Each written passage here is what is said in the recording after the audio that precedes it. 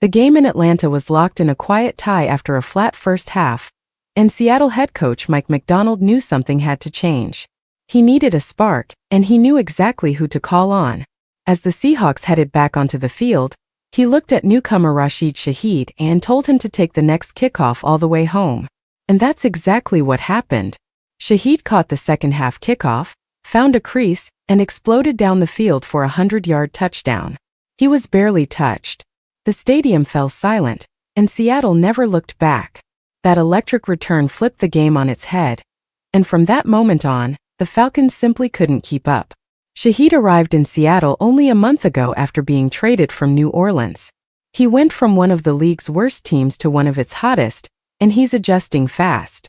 Along with his massive return, he hauled in 4 catches for 67 yards as he starts building chemistry with quarterback Sam Darnold. Shaheed said he's never been on a true playoff contender before, and that this environment feels completely different, like everyone is fully invested.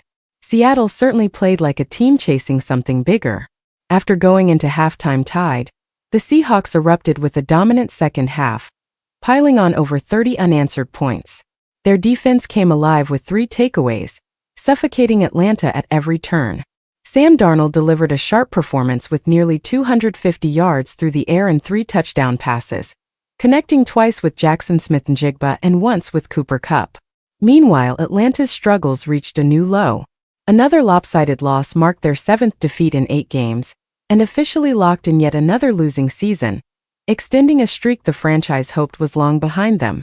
The Falcons haven't seen the postseason since their infamous Super Bowl collapse, and with this latest setback, frustration is boiling over in the organization. Special teams were once again a disaster. Not only did Shaheed scorch them for the league's longest touchdown of the season, but Zane Gonzalez had a field goal attempt blocked untouched off the edge. The miscues kept piling up, and so did the crowd's boos. Seattle's defense showed why it's considered one of the league's most complete units. Returning starters brought the group to full strength for the first time all year, and the impact was immediate. Even in the final minutes with the outcome decided, the defense refused to let Atlanta reach the end zone, taking pride in keeping them out. As Seattle heads home to face Indianapolis next week, momentum is fully on their side. Atlanta, on the other hand, faces a short turnaround and a long list of questions as they travel to Tampa Bay.